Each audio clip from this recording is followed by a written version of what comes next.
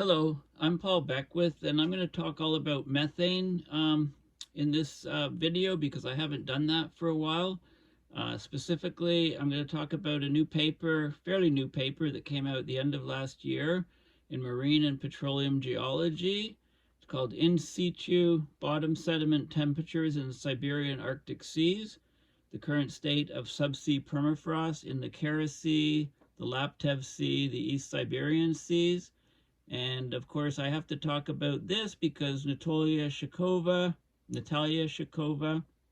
and Ivan Semilitov are co-authors along with other people. So I'm going to talk all about methane, and there's also an article, a paper that came out in Frontiers in Earth Science, also fairly recent, on the permafrost that's trapped natural gas underneath in Svalbard, Norway, and there's nothing unique about Svalbard, so this is clearly showing there'll be lots of permafrost in the Arctic, other regions of the Arctic that are trapping methane in the form of natural gas underneath it.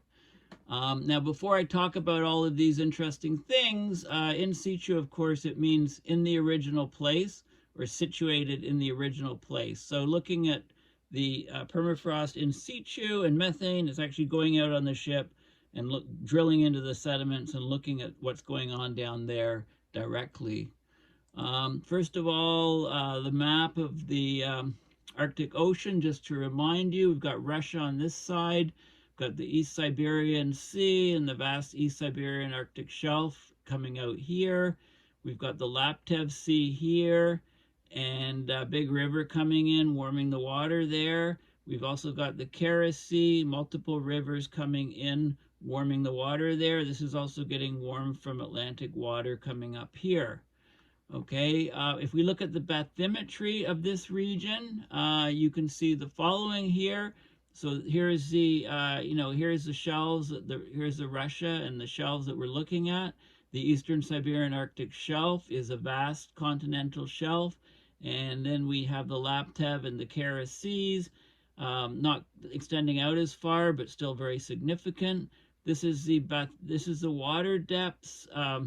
So anything 100 meters and shallower is orange to darker orange to the reds. So this whole region here. The water's pretty shallow. It only extends down to 100 meters at most in all of these regions here. So this is, vast continental shells. We really need to know how much methane is in the subsea permafrost and hydrates and all those fun things. So this is a very useful bathymetric map. And also I'm going to talk about the type of sediments on these on the seafloor in these regions. So basically there's something called the silt clay sand triangle, which is here.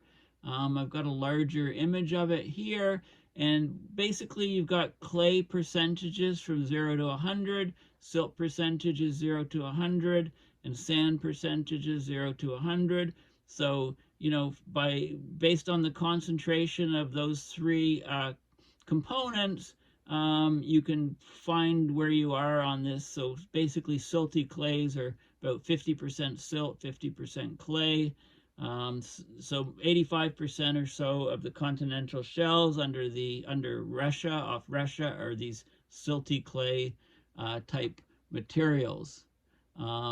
Okay, so let's have a look at the key findings of this very fascinating paper on the Siberian Arctic seas.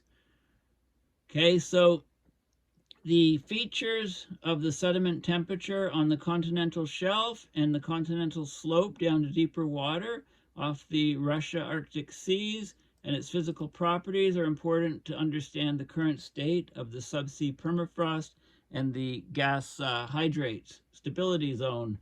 So there's new data reported in this study for the Kara Sea region, where the bottom sediment temperatures are influenced by warming effects from the Great Siberian Rivers and the Atlantic currents. That's in the Kara Sea. So just to remind you, that's in this region here. So you get the warm water from the rivers, warm water coming up from the Atlantic in that region. So the data collected was from marine expeditions in 2019 to 2022, and those results are combined with earlier marine studies, drilling operations, and geophysical surveys in the Laptev and East Siberian seas to identify the major trends of the in situ temperature and properties distribution of bottom sediment in the Russian Arctic region. So most 85% of the bottom sediments in the Kara Sea shelf, as well as in the Laptev and East Siberian shelves, consists of water-saturated silty clay and silt with rather uniform particle size distribution. So again, let's have a look at our triangle diagram. So silty clays and silt. So silty clays and heading towards more silt, silty clay loams, silty loams, and silt. Okay, so we're in this part of the curve, very uniform particle sizes, it's saying. The thermal conductivity is about a watt per meter length per degree Kelvin temperature difference. So if you've got a meter long chunk of sediment, there's a temperature difference of a Kelvin from one end to the other. You're going to get a watt going through there. That's the thermal conductivity. And the heat capacity is 2,900 kilojoules per cubic meter. So these properties are very important for how these sediments how quickly they'll heat up from thermal pressure from warmer ocean above. The thermal conductivity is up to 40% higher if you go down from the surface to 2 meters down.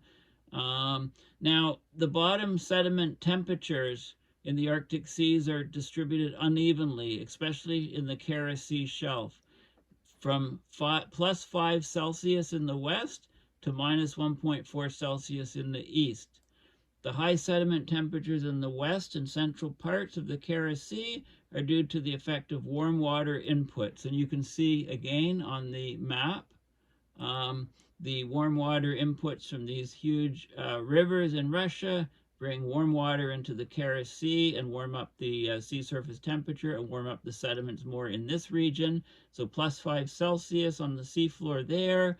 And as you go east, it's -1.4 Celsius, colder as you go east. The distribution of bottom sediment temperatures correlates well with the distribution of relic subsea permafrost. Okay, so there's more subsea permafrost in the colder regions than there are in the warmer regions because we've already got some disassociation and thawing of the permafrost. The ice-bearing permafrost in the Siberian Arctic shelf, it extends from the shoreline till you get water depths of about 80 to 100 meters.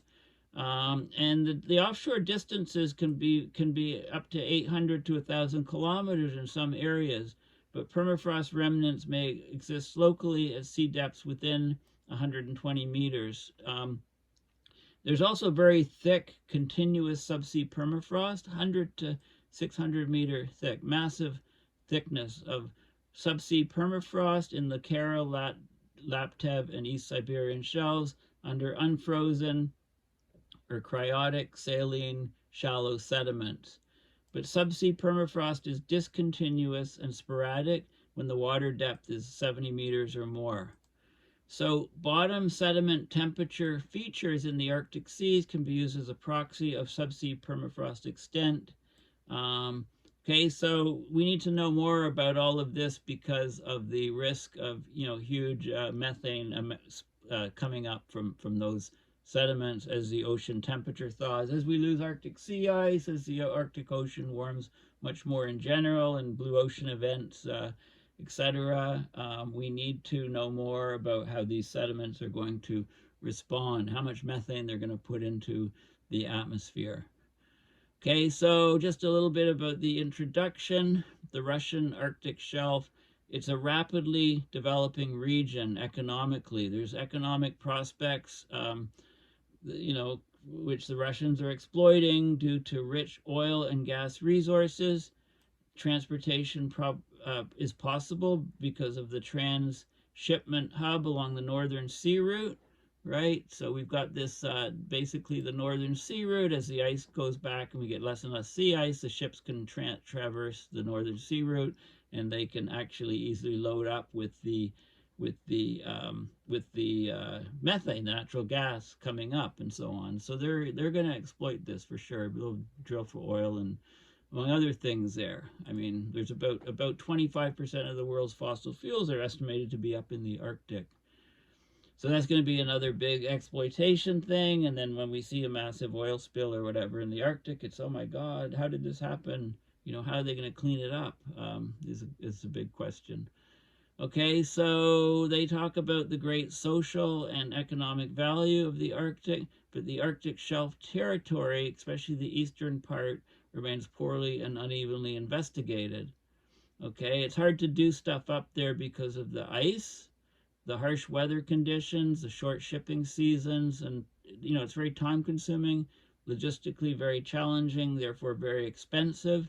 There's a lot of problems caused by the presence of subsea permafrost. You try drilling through, if you hit a methane pocket, the whole system can go kaboom. So it's very risky and expensive to drill up there. The thickness of the ice-rich subsea permafrost and the depth to its table have been constrained by a modest amount of drilling and geophysical surveys in the nearshore zone. And then they've simulated the rest, but they don't know. They simulate it from unreliable input parameters, different paleoclimate scenarios, seafloor temperature variations, where the heat's going, so heat flux density, the thermal parameters of the sediments, etc. So that, you know, all these depend on the resolution and quality of their reference geological models. So it's only approximate results. Okay, so, and they've only done actual measurements in a few publications, which they list here. They've also estimated in situ bottom sediment temperatures, very limited studies. You know, a lot here. This is Shakhova and Semilitov, and more work by Shakhova, etc. So over the years, there's temperatures in some databases, but it's you know, they've done bottom water temperatures. There's a hydrological database created at the Laboratory for Arctic Research, you know, in Russia, Pacific Oceanographic Institute. They've got results from about 50 oceanic cruises across the East Siberian Arctic seas between 1999 and 2010 to estimate water temperatures and so on. They published some of this stuff, but a lot of it is not published. And the bottom water temperature data are then used to infer the in situ bottom sediment temperatures, because they don't have any measurements, but because the bottom water is sensitive to like seasonal air temperature variations, the depth of the water, the offshore distance, the inflow of river water, sea currents, etc. So those have a lot of variability, but the temperatures of the sediments are much more stable, and they just haven't measured them directly.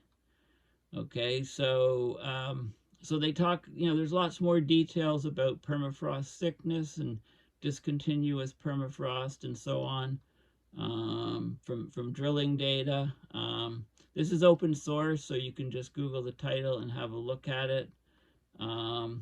This is interesting. I mean, the warming of the eastern Siberian Arctic shelf began 12,000 years ago or so in the earliest Holocene, after the area had been submerged as a result of sea level rise. So, you know, the peak of the last ice age, about 21,000 years ago, the coldest time, sea levels were 120 meters lower.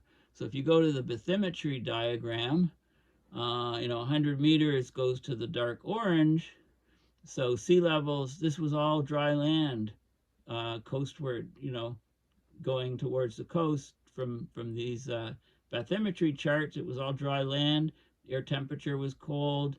The permafrost the ground was very frozen, and then the seas started rising as the ice melted, as we went out of the last ice age, and inundated this area over time. And this is very significant because the temperature of terrestrial permafrost in the Holocene Arctic changed as the mean annual air temperature became 6 to 7 degrees warmer since the last glacial maximum, right? 21,000 years ago, we warmed up.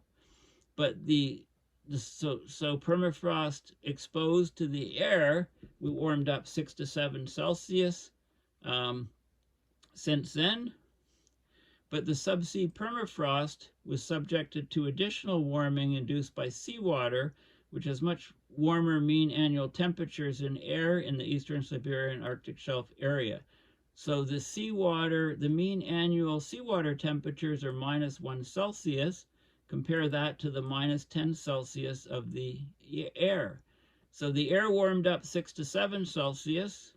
The water warmed up an additional almost 10 Celsius, so up to almost 17 Celsius in the last 12,000 years. So the subsea permafrost has grown up to 17 Celsius warmer in the last 12,000 years. Okay, so the evolution of the subsea permafrost may have multiple controls: the time when it was submerged relative to the time of emergence, the thermal state and thickness of the permafrost before the inundation of the seawater, the coastal morphology, the hydrodynamics and lithodynamics, the shoreline configuration and retreat rate, pre-existing thermokarsts, which are landforms produced by thawing of ice-rich permafrost or melting of ground ice and thaw lakes, the temperature and salinity of the bottom water, the composition of the sediments, including the ice content. All of these play a factor in how the permafrost changed as it was being inundated by rising sea levels after we left the last ice age. They have found zones of large-scale methane venting in the eastern Siberian Arctic shelf. This was Shakhova in 2010 papers, 2014, also in 2019, and also same thing in the Barents and Kara Seas from these papers, including the Semilitov paper. So these are of interest in the context of possible climate consequences of permafrost degradation in the shelf areas. The methane seeps in the Kara Sea found earlier in 2015 and 2017 were found inactive in 2021 and 22, which is interesting. So maybe the methane seep was from a source that was depleted, a small source that was depleted, or maybe something else is going on. Monitoring of the largest vents of bubbling methane, these mega seeps during years-long projects of comprehensive studies, revealed a prominent expansion trend and the ensuing greater emission of methane, which is, of course, a major greenhouse gas into the atmosphere. This is a Shakhova 2015 study, another study in 2020. The massive methane release from the eastern Siberian Arctic shelf discovered in the early 2000s by Shakhova 2010, a couple papers, that contradicts the idea of stable subsea permafrost. Okay, so until recently, the thermal state and stability of the eastern Siberian Arctic shelf subsea permafrost hydrate system were estimated mainly by modeling. But actual measurements, we're getting more and more measurements, and we need to continue to get more measurements, although information coming out from science in Russia, of course, is much restricted in the last few years because of the war against Ukraine, their attack. Permafrost can also degrade not just from direct warming, but also if there's seawater infiltrating into the permafrost, loss of sea ice, warming water, increasing inputs of warm river water flows. Okay, so the methane emission is controlled by the current thermal state of the subsea permafrost, along with environmental factors that affect the stability of both the permafrost and the gas hydrates. Okay, so modeling just doesn't get it. There's another view that a lot of the subsea permafrost has already thawed. There's marine seismic data which is looking at that. So according to results of one paper, the distribution of subsea permafrost on the shelf of the Laptev and East Siberian seas is significantly less than other scientists suggest, due to its more significant degradation, and they say about 60% reduced. Okay, so that's another possibility. That's something that could be in our favor. But that's, so there's a hypothesis that as a result of significant degradation of subsea permafrost, about 60% has already been degraded, and its high negative temperature, it should not be expected to release a large amount of residual hydrates. And okay, so this would be a good thing. Maybe the methane bomb is not is a methane firecracker. I mean, that's make sure you read this paper. I mean, that's what I'm getting out of it. There's a mix of biogenic origin and thermogenic origin, deeper methane. Recent evidence from methane seeps in the Laptev shelf suggests the prevalence of the deeper gas source, the thermogenic source. But the jury's still out. You can also look at the isotopes coming, and the isotopes from different areas.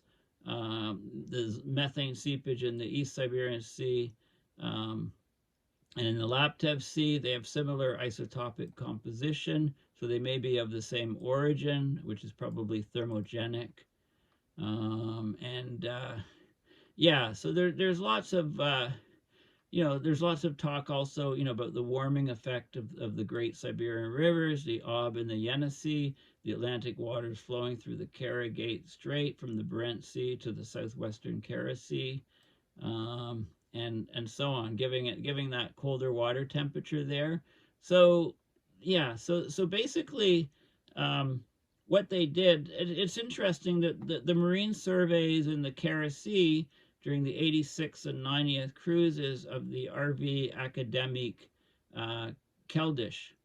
Anybody remember the name of that ship? Where'd you hear of that ship, the Academic Keldysh? That's the ship that you see in the blockbuster Titanic movie that they were launching the submersibles from, and so on. So yeah, if it can survey the Titanic, it can survey methane in the Arctic. And they talk more about the bottom sediment temperatures.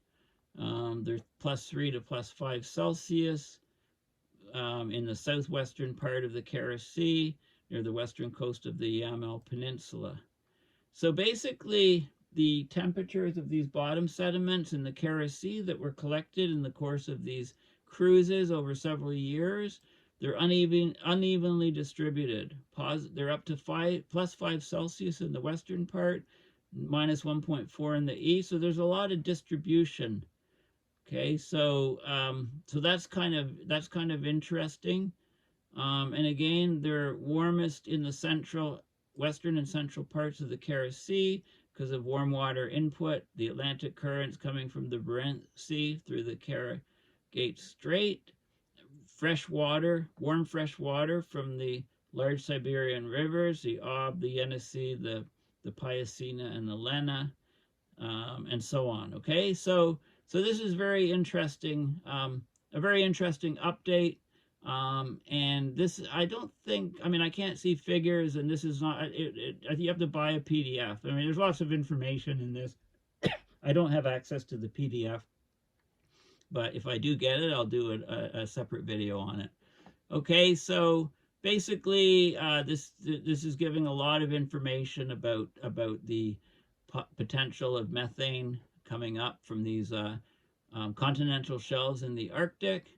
And I just want to show you a little bit from this paper, Permafrost Trapped Natural Gas in Svalbard.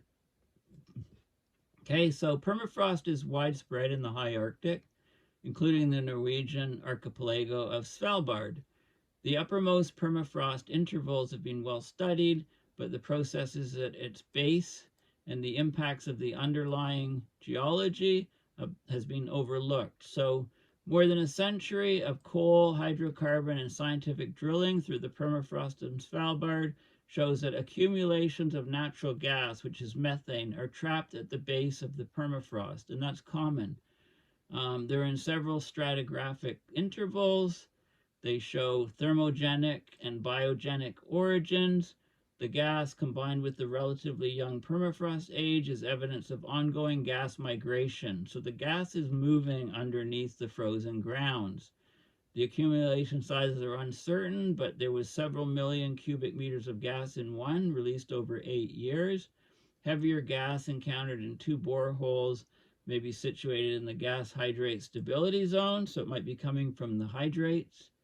Okay, so there's lots of, so they basically had a detailed look, and there's nothing special about Svalbard. So, this is what they find in Svalbard. If they find lots of methane in natural gas form underneath the permafrost, then they're going to find that throughout the Arctic as well. So Svalbard is just a critical site for studying the evolution of permafrost and sub-permafrost processes that can be applied, to the entire Arctic. Okay, so let's just have a quick look at some of the, the map here. So this is Svalbard. Here's where it is right here. Okay, I can go to my map here, and you can see where Svalbard is right here. Okay, so there's been lots of drilling there. So they found sub-permafrost gas. So they found methane gas underneath the permafrost at these drilling sites, the red ones. They didn't find it below these drilling sites, the blue ones, so it's not everywhere. There was no permafrost data from these drilling sites here. Okay, more over here too. Okay, they looked at this is the dating of the source rocks, the different types of reservoirs of the rock, the drilling boreholes, the depths of the drilling boreholes, looking back at those areas. And these are areas where they got gas coming out and the depths that they got it coming out at, so they can relate that to thermogenic production sources and date it back to a certain time period in the past from those boreholes. So that's kind of interesting. And there's lots of information on the different drilling sites and how deep they went and when they had the drilling and when they discovered things, what if there was gas or no gas. They looked at different parameters to identify permafrost. So they, gamma ray data, which is the radioactivity of the rocks. They can't tell about permafrost from it, but it gives you the rock layers, the lithography, the lithology of the rocks, the type of rocks. Acoustic, measuring sound waves through rocks and fluids, and the slowness, microseconds per foot. Faster velocities are in the ice-bound intervals, so that tells you something about the rock versus ice difference. The resistivity of rocks and the fluids within. If there's high resistivity, and you may have permafrost, but if there's water in the interval, then the conductivity increases. The density of rocks, decreased density is in the ice-bearing intervals, because ice is, the density of the ice is maybe 0.9 grams per cubic centimeter compared to 2.7 for bedrock, that sort of thing. So about a third is heavy, third is dense. The temperature, 0 or lower in the permafrost interval. Fluid sampling, finding barriers and stuff, and there's various drilling parameters, how quickly the drill goes through, etc. They can use that to kind of identify what they're sort of drilling through. And here is information of all of these different drilling sites. And these ones here with the flame, red flame, they found mobile gas. And so, and there's a depth at which they found it. Okay, and this is the depth above mean sea level. So there's some hilly terrain, and they're drilling down. So this is sea level here, and then they find gas in various regions, and there's also some other analysis of the gas, where it is, what layers it's in from the geology, and just wanted to show you. This is Longyearbyen in Svalbard, and you can see transects here and a transect here, where they drilled, and they got information from A to A prime, the first transect. But I just wanted to show you. Here's an image. So this is the terrain. This is sea level here. This is above sea level. The hills, and this is the estimate of the permafrost thickness over this whole region. So when they drill through, if there's gas, there's probably gas under here, for example, accumulated, and under here, and under here. Okay, so it gives you sort of the idea. This is from B to B prime, which is following this sort of transect. The B to B prime is following the black lines. If you lay it out in a linear fashion, you can see this curve right here from B. This is B to B prime, but it's not in a linear fashion. It zigzags. You can follow where it is on the map, and you can see the peaks here and the temperatures and so on. Okay, more type of data on here. This is one of the things you can see. So this is another site. There's good permafrost seal here. There's an artesian flow well here. The drilling can be here. There's permafrost and ice crust, ice deficient permafrost in this region, a water table, liquid water down here. There's recharging of the glacier here from rainfall, etc., freezing. So you can see sort of the cross section of what you're looking at. And there's some other ones here. Base permafrost, and then gas accumulation here, under here, and more, coal seams and rich shales and so on. And there's gas trapped here between the layer and here and so on. And they're drilling in, and they're finding lots of this methane gas just right underneath the base of the permafrost. So this will be very similar, more gas accumulating here, and the permafrost in blue here. Layers of different types of rock, so shale and so on. And you can see, so this is very interesting study because this is what we're going to see throughout the Arctic, right? It's just, there's nothing special about Svalbard. So conclusions: although gas at the base of permafrost has been encountered frequently during more than 50 years of drilling in Svalbard, it has not been systematically studied or widely recognized until now.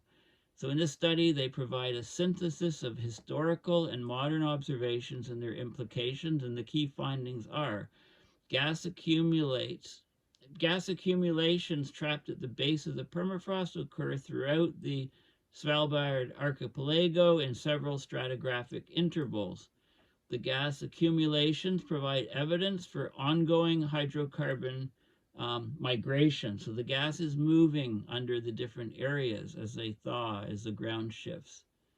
Gas encountered in well bores on Hoppen is compositionally heavier and likely within the gas hydrate stability zone. So they've reached gas pockets where the gas is probably from thawed hydrates. Permafrost is a good seal in valleys, but appears to possess permeable intervals in highland areas.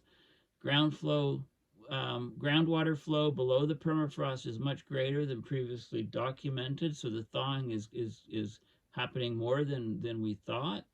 And there's evidence of very thick coastal permafrost, particularly in eastern Svalbard. Okay, so we're finding more and more about methane and what it does and how it moves in the Arctic from this type of study. So in combination with the other study that I talked about, we need to keep a close eye on methane and what it's doing in the Arctic as the Arctic continues to warm like crazy. Thanks for listening. Please go to my website, paulbeckwith.net, and donate to my PayPal to support my research and videos. Thanks again. Bye for now.